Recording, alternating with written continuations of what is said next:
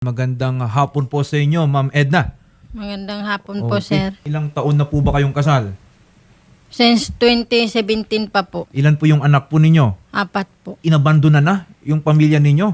Opo, nagsusuporta po pag gusto niya lang po.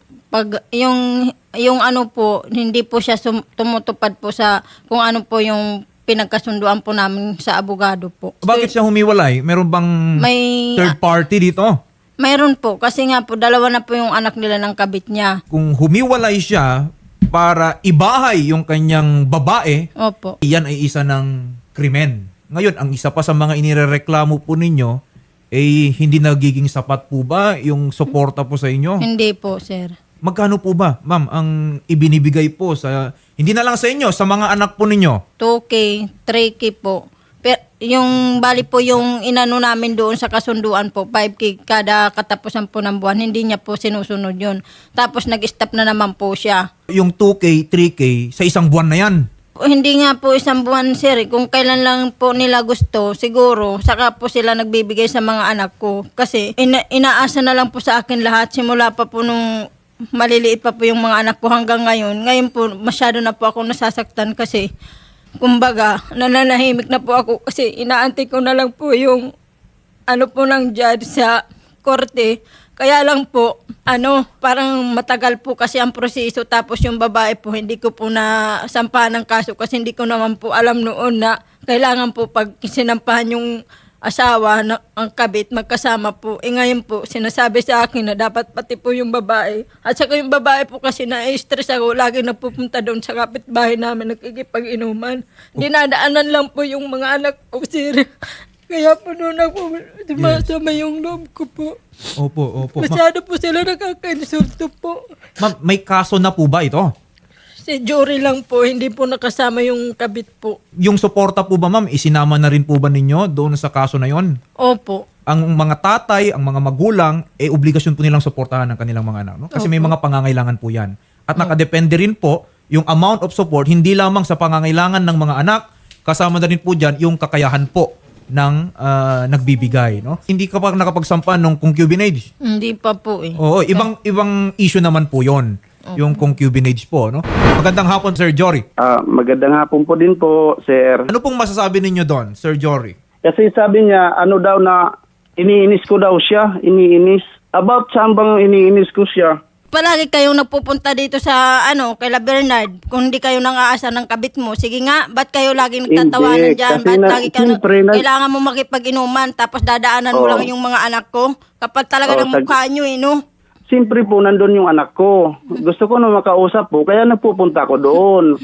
Talagang doon talaga po ako nakatira, matagal na po, kaya kilala po ako sa lahat ng tao doon, kung ano ako doon. Kilala ka talagang babaero ka. Kung ang intention po ninyo, Sir Jory, is bisitahin po ang inyong anak, wala naman pong problema doon.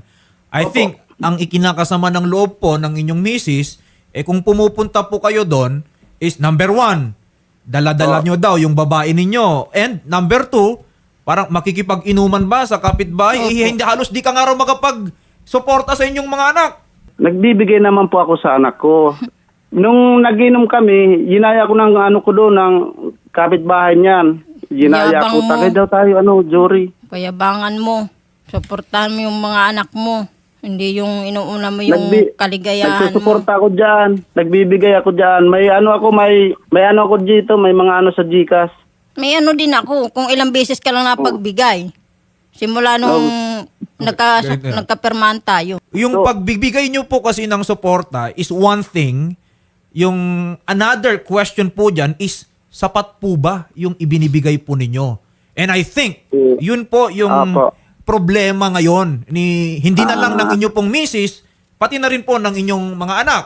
Sir Jory, eto lang yung po bang binibigay nyo sa mga anak po ninyo, hindi naman yung tipong kung magkano na lang natira. Kasi obligasyon po yan. Dapat ibinudget nyo na yan. Hindi yung tipong kung iinom muna ko kung anong natira, yun na lang bibigay ko sa mga anak ko. Hindi, uunahin po ninyo yung suporta sa anak. Magkano po ba ang ibinibigay ninyo? Nagbibigay po ako niyan, 3,000 po. Yun ang binibigay ko. Po, hindi po yung kada buwan po, sir. Kung kailan lang po yung gusto. Sir, yung ang ko lang naman, nagtitinda po ng gulay, sir. At saka Nag-iipon po mong talaga ako excuses. na makagbigay lang po ako. At saka di naman po permanente po ang kita ko. Dami mong Hindi naman excuses, po mayabang permanente. ka. Di ka mag-ano ng kabit mo, di ka magyayabang dito. Nasa muson na kayo, ba't kailangan At mo saka- pa magyabang dito At na saka may kinakasama ka, magipaginuman may asawa ka na. O bakit aasa mo yung kumpare ko obligasyon pa mo ang sa asawa mo, ano? ano ka pa? Sa ibang lalaki aasa mo? Hindi ako makapaniwala na 3,000 pesos lang ang kaya mong maibigay Hindi pa nga sa po yung tatlo po ninyong 3,000 po. mga anak. 2,000 Kasi po. may bisyo po ba kayo, Sir Jory? Wala po, wala naman po bisyo. So hindi ka umiinom? Minsan lang po, nagiinom ako. Gaano kadalas Pero ang minsan? Hindi naman nagiinom marami. Minsan. Hindi, kahit hindi marami yung iniinom mo kung araw-araw yan. At saka po Panigarin nyo naman. nangupahan po ako sa sa bahay. Mm. Kasalanan ba namin Lahat- yun? Mangupahan lahat ka? po yan. Sinabihan ba kita? Mangupahan kayo? Sinabihan ba kita na humiwalay ka sa amin ng mga anak mo? Hindi, di ba?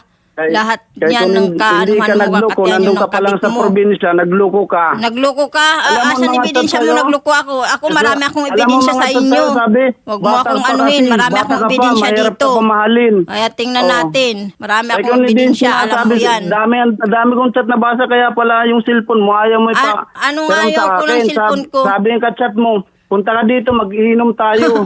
Nung time yun, Sinungaling ka. nagpapadala ko sa'yo. Pakita mo yan. Sinungaling So, mo. Sir Jory, ang sinasabi po ba ninyo, pati si Ma'am Edna, meron ding Ay, kabit? true.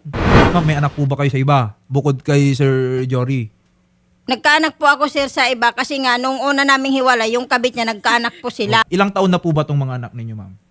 Yung panganay po namin kay 18 lang po. Yung sumunod Ano po, 15. at yung bunso po ninyo, Yung pangatlo po, 10. Tapos 8 po yung bunso. hindi po pwedeng 3,000 lang per month yung ibigay po ninyo dito. Gawan nyo po ng paraan ito.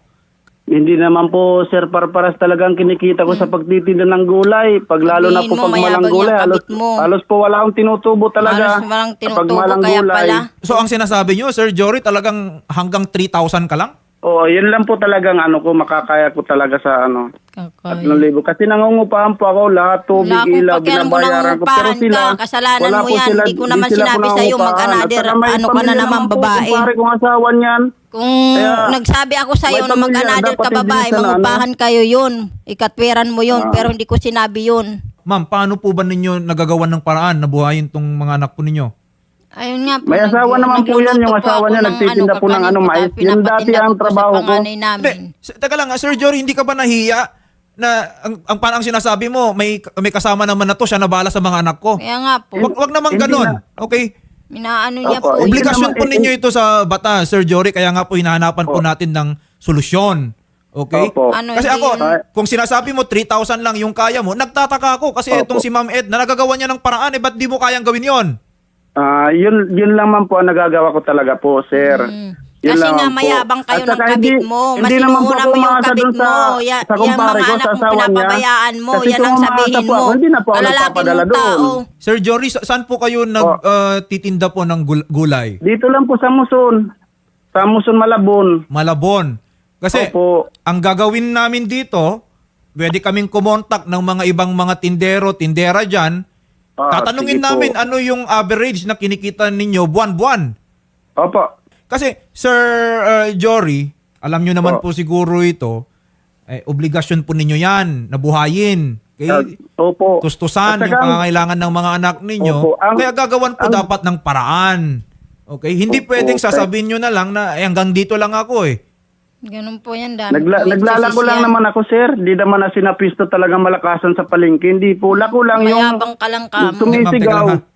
Opo, sir. Hindi, okay lang po yun, sir. Ha? Marangal naman po na trabaho po yan.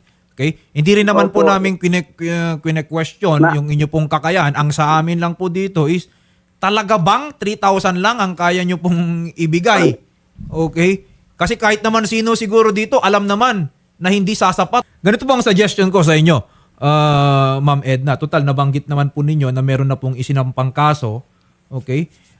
I suppose, vowsy, yung isinampa po ninyo na kaso laban dito kay Sir Jory.